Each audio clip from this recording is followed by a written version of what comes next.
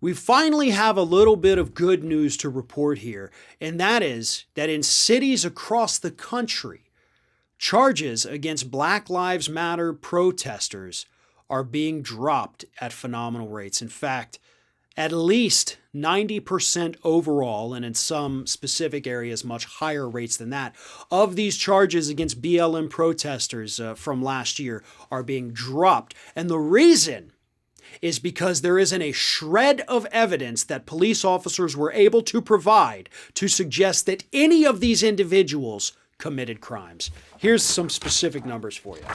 In Houston and Los Angeles, this is from Truthout, the Guardian reported that 93% of charges were either dropped or never filed.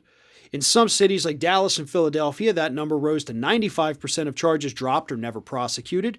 Meanwhile, in San Francisco, 100% of the 127 cases related to peaceful protesting were dropped. And again, all of this happens, these charges get dropped because there is no evidence to charge these individuals with a crime, let alone convict them in a court. No evidence of a crime. And yet each one of these individuals, hundreds and hundreds and hundreds, thousands of them actually arrested, taken off the streets, put in handcuffs, stuffed into a paddy wagon, taken down to the station for processing, and then never charged because there was no evidence. So what does that tell us? Well, it tells us that there's probably going to be some pretty massive civil lawsuits coming for violation of First Amendment freedoms. And God, I hope they do, and God, I hope they win millions and millions.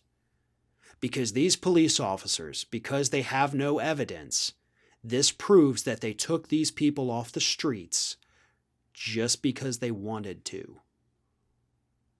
Not because there was a reason to, not because these individuals were breaking the law, but at least 90% of them were removed, had their First Amendment right to peaceably assemble violated because the cops just said, yeah, I want you gone.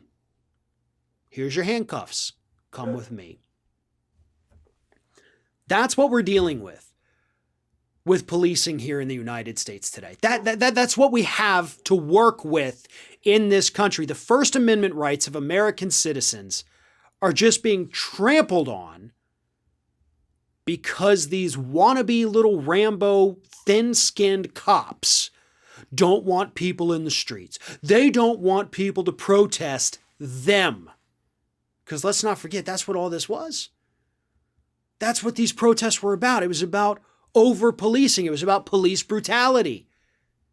And so in response to police brutality protesters, they say, we're going to go another step further now, and we're going to violate your First Amendment freedoms. That's what American police do. They do it in Republican-controlled cities. They do it in Democrat-controlled cities. It doesn't matter who is in charge. If police want you gone, they're going to make you gone. And you're going to sit there for months like these people did, waiting to find out if you're going to be charged, waiting to find out if you need to pay big money to hire a lawyer, raise money for a legal defense. These people were essentially left in limbo, not knowing what to do or what the next steps were going to be. Until finally, recently, they got some closure and learned that not only did they do nothing wrong, but they had their First Amendment freedoms trampled because cops are a little sensitive.